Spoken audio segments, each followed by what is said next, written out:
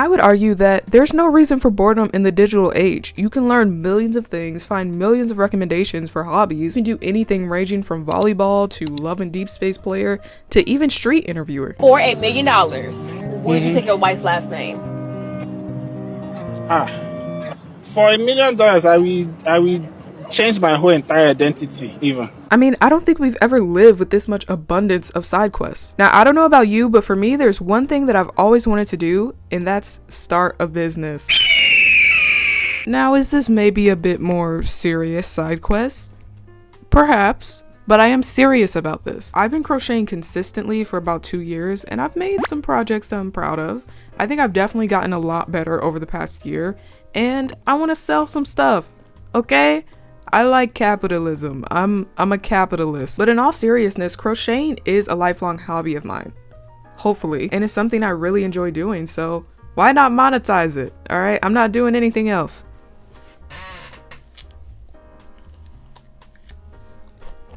Let's get started. So here's the thing. I've never been responsible for anything, and running a business terrifies me. I mean, I'm minoring in business administration, but I don't know how to administrate. You know what I mean? What if I accidentally mess up an order? Like, if I worked for a company, I could just blame it on them, be like, oh, it's management's new decision, whatever I don't know. I've never had a job like that before. But now I am the company, so the blame is on me. There's no higher ups I can blame it on. I'm at fault. This doesn't even include managing employees. What if somebody calls out sick? What if someone doesn't feel like showing up? What if they're unmotivated? Okay, I'm the only employee. I have to motivate myself. I have to yell at myself. I have to force myself to work. You're the creator, the distributor.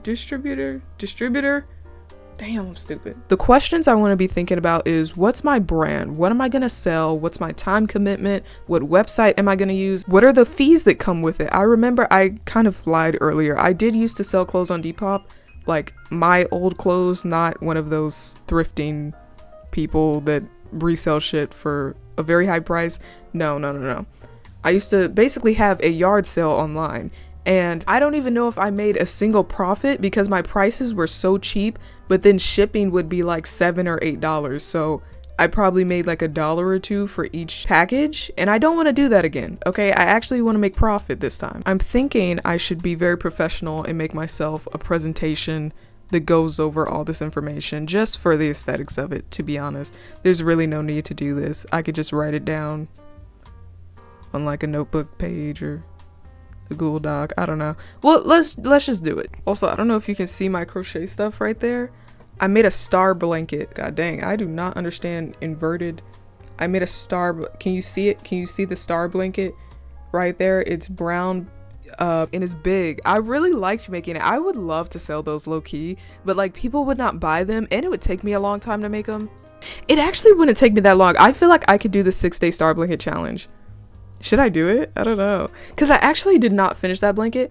I made that blanket in like a week, but it's not that big, to be honest. It's like a decent size, but it's nothing crazy. If you've seen the 6-day blanket challenge, people be crocheting, like really, really crocheting.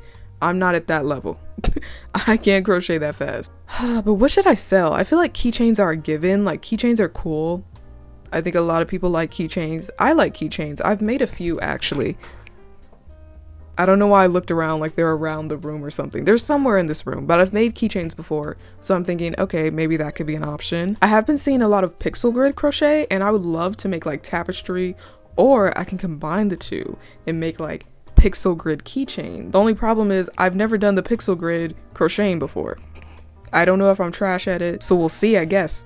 Hey guys, I'm back looking slightly more chopped, and I thought we'd go over my business strategy. First up, we have the products. What am I gonna sell? And my first thought that I had is, what do the girls like? What do the girls like? What are the girlies buying? What's like a trendy thing right now? It's definitely keychains. Most of the time when I see crochet stuff that I really want to buy, it's like keychains. So I'm like, okay, let's do that. What's another thing that all the girlies like?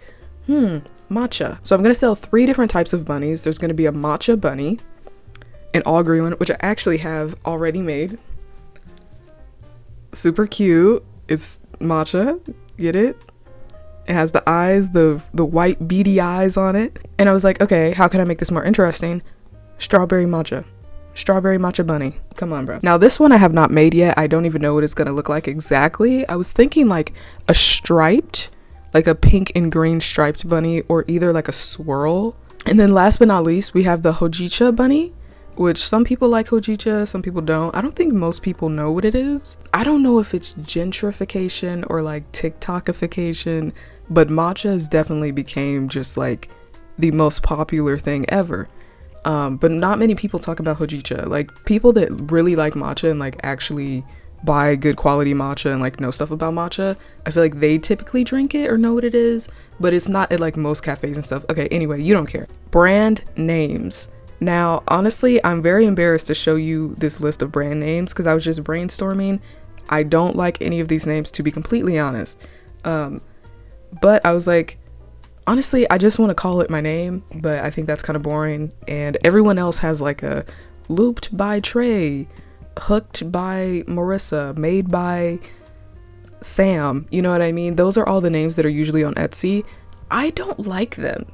And they're always used. Like people use those names all the time. Like I want something unique, which doesn't make sense because my first and last name are like the most basic names of all time. Thought about making it my Instagram handle, which is notsodramatichere, but I think it's too long. I was trying to think of like the words that go with crocheting, like hooks, loops, stitches, like stuff like that, and incorporate it into a name, but that's like so basic. I don't know. There's Tracy's Corner, Tracy's Sketchbook. There's this one YouTuber I really like called Annika's Leaf, and low-key, I'm going to steal that username. I'm just gonna steal it, bro. I still don't have a logo. Maybe by the time I edit this, I'll just put in the logo that I'm thinking of doing, but as of right now, I don't have a logo. I want it to be like an animated character, maybe like an animation of myself, but I don't know how to draw. For promotion, we're gonna use TikTok because it's the most popular app. Not much explaining to do there. So here's my overall strategy. We're using SEO, TikTok, and our cute items to hopefully at least get one sale on the shop. People are searching for a lot of these things, but they'll use different words, different ways to describe things. So you want to have as many words as possible. Maybe not overdo it, but there's a good amount of words that you should put in the description. Then again, posting on TikTok, photos do really well right now. They're kind of pushing that on the platform, so I'm definitely going to use that. Plus, I just want to take nice pictures of my products. And then hopefully, since my products are matcha themed, people will just buy them because they like matcha. And honestly, I would do that, so that's why I'm saying that. Next step, obviously, is to make the keychains. Now, I had some ideas for the strawberry one, so I had to draw them out. Are the sketches kind of chopped? Yes, but the idea is coming through, so it's okay. I've already made the all green matcha one. Now I just need to make the hojicha one and the strawberry one. And to be honest, the strawberry one came out so chopped. I don't think I'm gonna sell that one unless people in the comments validate me and think that it's cute. Then I might end up putting it on the website because I do have really nice pictures of it. I think it's just a little bit wonky. I may need to switch the colors around for the head and the ears. I know I said very confidently before that I'll probably use Etsy to sell my stuff, but I'm thinking of switching over to Depop because apparently a lot of people sell crochet on there, and I looked at it and I was very surprised. I didn't know that that was a thing, which might kind of be a bad idea because that means that more people probably go to Etsy for crochet. But the benefit of using it is that I have seller history and some reviews on there already, so I feel like that'll look good to people buying from me who may not know me at all and think that I might be scamming or something. I don't know. It just looks good to have some seller history, so I think it might be a better option. Plus, it is way easier to start selling on Depop. They don't require as much information, but also my shop is already set up, obviously. So it's gonna be a lot easier for me. I am finally done. My shop is live on Depop. We did take a small little detour, but we finally got everything posted. I have not used my TikTok account. I won't lie. Maybe by the time I post this, I'll post on my TikTok account and I'll show you how that's doing. But yeah, this has been very interesting. It took me way longer than I thought to get everything set up. And honestly, it's my fault. I was procrastinating like so much. Honestly, all this stuff is super easy to do, like at least to get things posted, you know? Hopefully it goes well. I did notice that a lot of my posts have gotten like a lot of views. They've only gotten like a few likes or so. But we'll see how that goes. I don't know. We don't have a sale yet. I didn't expect to to have a sale yet. I literally just put everything live yesterday. I'll link it down below in case any of you want to look at it or just like buy something if you want. You absolutely do not have to, because Depop fees are crazy.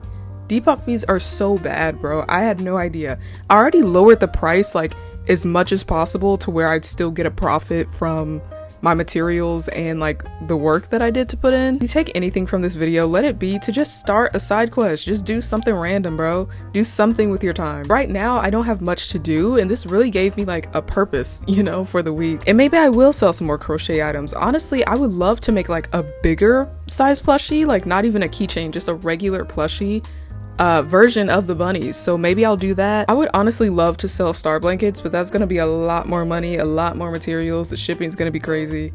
I don't know if there's really a big demand for those things, but I don't know. We'll see. We'll see where this takes me.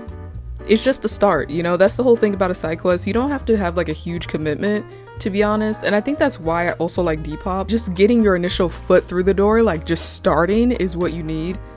Why am I lecturing you on starting stuff? This is a side quest video. I don't know. Just go out and do something random. Nobody cares, bro. If you want to quit, if I want to delete my Depop right now, I can just do it, bro. No one cares. Just do something. All right, that's the lesson for today. I'll see you guys next week. Bye, guys.